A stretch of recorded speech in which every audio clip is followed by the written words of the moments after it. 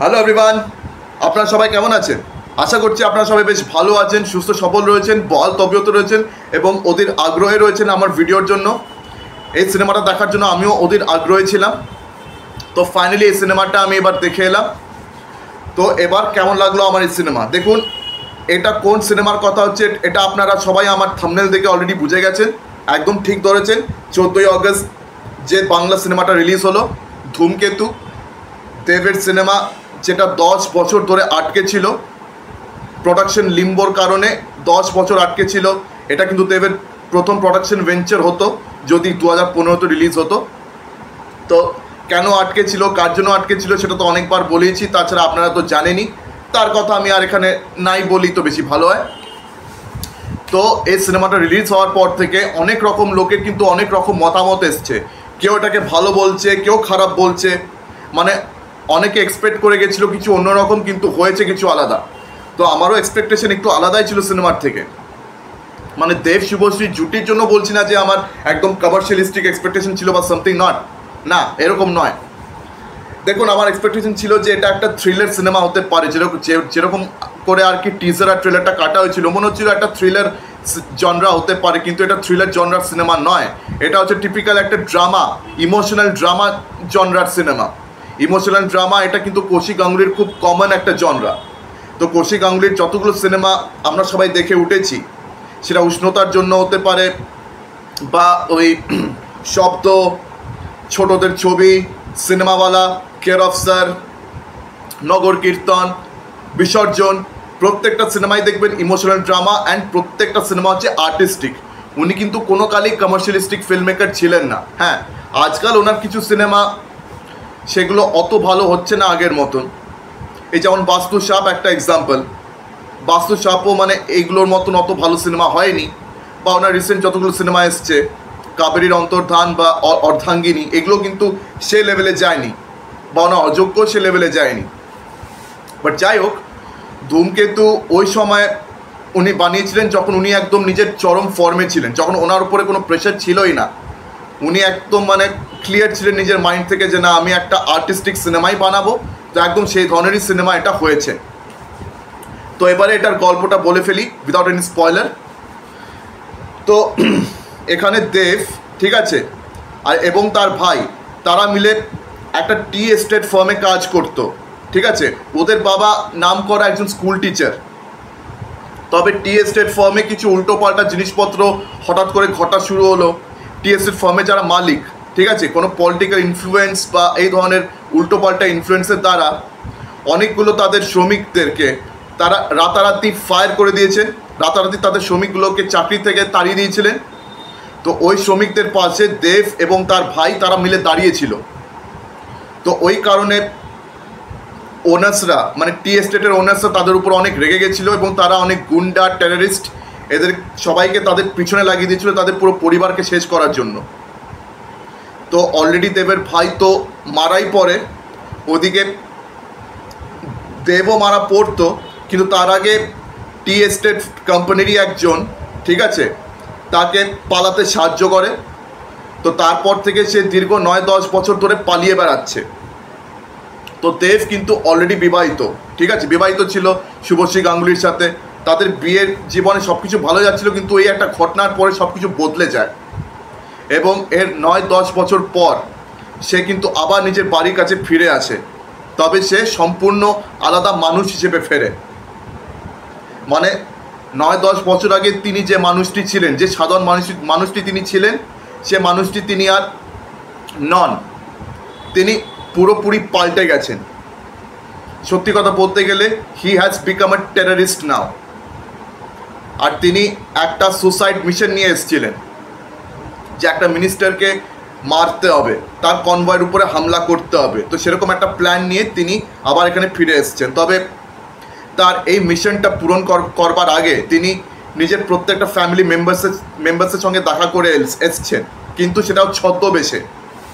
মানে তিনি নিজের বেশে দেখা করে আসেনি, তিনি ছদ্মবেশে নিজের বাবার সাথে কথা বলেছেন, ছদ্মবেশে নিজের স্ত্রীকে দেখে এসছেন এবং ওনার স্ত্রীর আরেকটা যে বিয়ে হচ্ছে তার স্বামীর সাথেও তিনি ছদ্মবেশে দেখা করে এসেছেন। তো সবার সাথে তিনি দেখা করে এসেছেন। শুধু তাই না, মানে এই মিশনটার আগে তিনি আর কি নিজের সঞ্চয় করা সমস্ত টাকা পয়সা সব তিনি নিজের পরিবারকে আর কি দান করে দিয়েছেন। এবং রুদ্রনীল ঘোষ এখানে কিন্তু দেবের একটা বন্ধুর চরিত্রে রয়েছেন। তিনিও আগে টি এস্টেট ফার্মে কাজ করতেন। তো জবের থেকে তিনি ফিরে এসছেন, তিনি রুদ্রনীলের বাড়িতে আর কি আশ্রয় নেন। তো এই হচ্ছে এটার গল্প উইদাউট স্পয়লার। তো দেখুন, এটা কোনো থ্রিলার সিনেমা তো নয়, তো সুতরাং এখানে টুইস্টের ব্যাপার স্যাপার তো একেবারেই নেই। কৌশিক গাঙ্গুলির সিনেমা যে রেটে মানে যে পেসে এগোয়, একদম স্লো পেসে, একদম সেই পেসে কিন্তু এই গল্পটা এগোচ্ছে। তো মানে 9-10 বছর পর এই মানুষটা এখন তার কি সেন্টিমেন্ট, এখন তার কীরকম মেন্টালিটি, পরিবারের প্রতি তার কি ভাবনা চিন্তা এখন তার মনের মধ্যে ঘুরছে। তো এই 9-10 বছরের মধ্যে তিনি নিজের পরিবারকে কতটা মিস করেছেন, তিনি নিজের এই ভালো সময়কে কতটা মিস করছেন, এবং এই সুসাইড মিশনের পরে তিনি যে আর বেঁচে থাকবেন না এটা তিনি খুব ভালো করেই বুঝে গেছেন। মানে সুসাইড মিশনের পর তিনি হয়তো বেঁচে থাকবেন না, বিকজ তো যেহেতু বেঁচে থাকবেন না সেহেতু তিনি চেষ্টা করছেন এই পরিবারকে শেষবারের জন্য সাহায্য করতে। এবং আমরা বুঝতে পারি যে সে উগ্রবাদী কি করে হয়, সে কি করে উগ্রবাদী হয়, কি করে সে টেররিস্ট হয়। তো সেটার আর কি আমরা একটা ঝলক দেখতে পাই। তো সেটাই আমরা বুঝতে পারি এই সিনেমাটা দেখার পর। তবে হ্যাঁ, এখানে ফ্ল্যাশব্যাক খুব বেশিভাবে ব্যবহার করা হয়নি। এখানে ফ্ল্যাশব্যাকটা অনেকটাই ফ্র্যাগমেন্টেড মানে ফ্ল্যাশব্যাক হিসেবে ব্যবহার করা হয়েছে। ওই ক্লিয়ার ফ্ল্যাশব্যাক হয় না কমার্শিয়াল সিনেমাতে, সেরকম ফ্ল্যাশব্যাক কিন্তু এই সিনেমাতে ব্যবহার করা হয়নি, যেহেতু এটা কমার্শিয়াল সিনেমা নয়। এখানে আমরা ফ্ল্যাশব্যাকটা জানতে পারি এদের কথোপকথন দিয়ে, এদের কনভারসেশন দিয়ে। এই যে দেব রুদ্রনীলকে নিজের ব্যাপারে যে মানে গল্প বলছে সেটা দিয়ে বুঝতে পারি যে তার জীবন দিয়ে কি কি গেছে, তাকে কি কি মানে ভুগতে হয়েছে, তাকে কীরকম কষ্টের মধ্যে যেতে হয়েছে। এই 9-10 বছর ধরে সে যে পালিয়ে বেড়াচ্ছে, তার পরিবার সহ সবাই জানে যে সে মারা গেছে, কিন্তু সে যে বেঁচে আছে এটা কেউ জানে না। তো এই ফ্ল্যাশব্যাকের এই গল্পটা আমরা বেশিরভাগই কথোপকথন দিয়েই জানতে পারি। ওর ফ্ল্যাশব্যাকের মানে পোর্শন খুব একটা বেশি আর কি দেখানো হয়নি। তো এই সিনেমা থেকে অনেক দর্শকের আশা ছিল যে এটা হয়তো আরেকটা পাগলু হবে, হয়তো আরেকটা খোকা 420 হবে, হয়তো আরেকটা চ্যালেঞ্জ হবে, বা এই ধরনের সিনেমা হবে। বিকজ এই সিনেমার কিন্তু প্রমোশনটা না খুব ভুলভাবে হয়েছে, ঠিক আছে। ধূমকেতু প্রমোশনটা যথেষ্ট ভুলভাবে হয়েছে। অ্যান্ড এই ধরনের প্রমোশন আজকাল প্রত্যেকটা সিনেমার হয়। দেখুন, আজকাল ফিল্ম মেকার্সদের একটাই উদ্দেশ্য থাকে যে কী করে দর্শককে নিজের সিনেমার প্রতি টানা যায়। তো সেটা ভুল বুঝিয়ে হোক সঠিক বুঝিয়ে হোক তাতে কিছু যায় আসে না, মানে যেভাবেই হোক দর্শককে নিজের সিনেমার প্রতি আর কি টানতে হবে, আর দর্শককে হলে টেনে সিনেমা প্রফিট করাতে হবে। তো মেকার্সদের এখন এটাই উদ্দেশ্য হয়ে গেছে। তো এই একই উদ্দেশ্য নিয়ে কিন্তু দেব আর শুভশ্রী নিজের এই সিনেমাটাকে প্রমোট করে গেছে। তো তারা কখনোই এটা দর্শকদের কাছে জাহির করেনি যে এটা একটা আর্টিস্টিক সিনেমা, যে এটা একটা আর্ট ফিল্ম। তারা সবসময় জাহির করে গেছে যে এটা কমার্শিয়াল সিনেমা, এদের প্রেম কাহিনী রয়েছে। হ্যাঁ, এদের প্রেম কাহিনীর অনেক বড় একটা রোল আছে, বাট সেটা অ্যাকচুয়ালি সাবপ্লট হিসেবে রয়েছে। আসল কাহিনী হচ্ছে দেবকে নিয়ে, ওর ক্যারেক্টারটাকে নিয়ে, যে সে এবারে কি করবে নিজের পরিবারের সাথে, এবারে তার কি হবে এই সুসাইড মিশনে,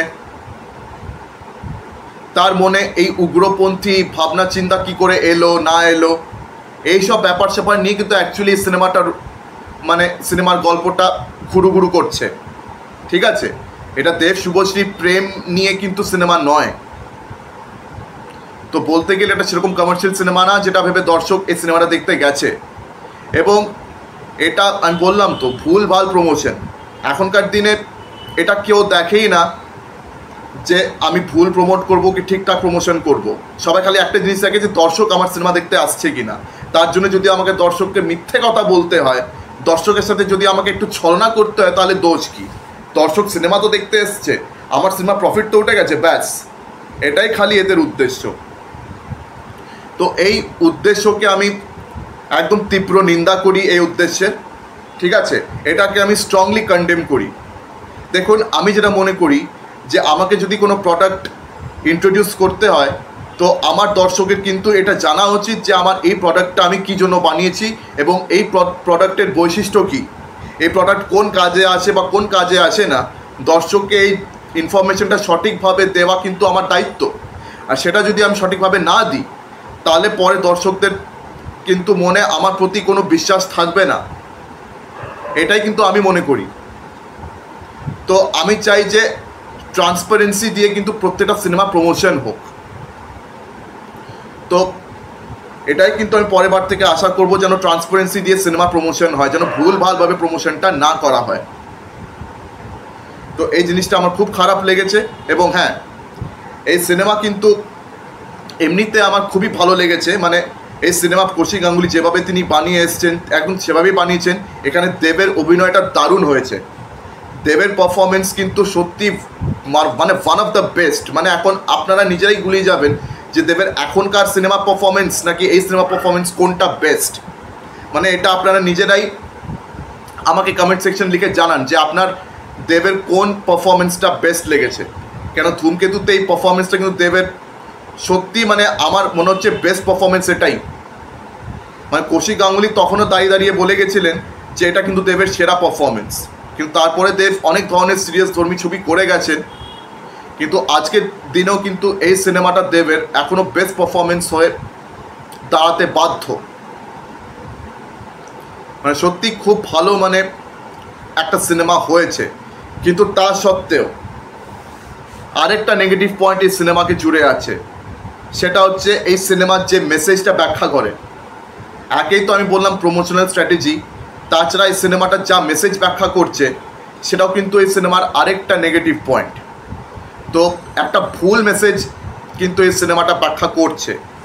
মানে কৌশিক গাঙ্গুলি এই সিনেমাটা দিয়ে একটা ভুল মেসেজ দিয়েছেন দর্শকদের। মানে টেররিজমকে না জাস্টিফাই করার চেষ্টা হয়েছে, এইটা হচ্ছে এই সিনেমার সবথেকে বড় ভুল।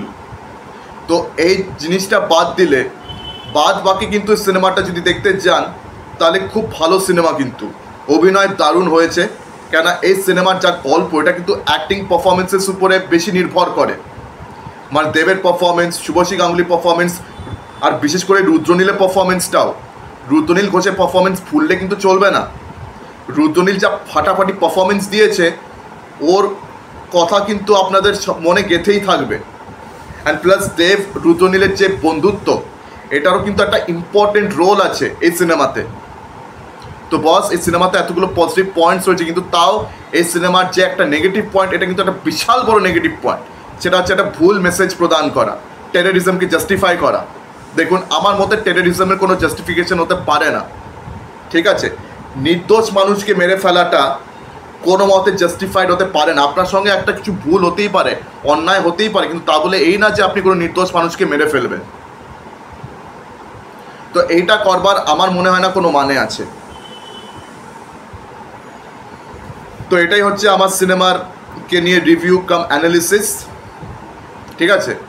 তো আপনাদের মধ্যে যারা এই সিনেমাটা অলরেডি দেখে ফেলেছেন আমাকে কমেন্ট সেকশনে অবশ্যই জানান যে আপনাদের সিনেমাটা কেমন লেগেছে। আর যারা এখনও দেখেননি, ভাবছেন দেখবেন, একবার দেখতে পারেন। দেবের জন্য আপনারা অবশ্যই দেখতে পারেন, বা কৌশিক গাঙ্গুলির পিক টাইমের জন্য অবশ্যই এই সিনেমাটা আপনারা দেখতে পারেন, ঠিক আছে? তবে হ্যাঁ, যে মেসেজে সিনেমাটা দিচ্ছে সেটা থেকে সাবধান। তো আমি আমার ভিডিওটা এখানেই শেষ করছি।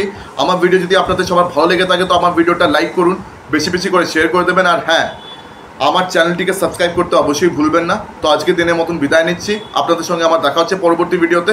ধন্যবাদ।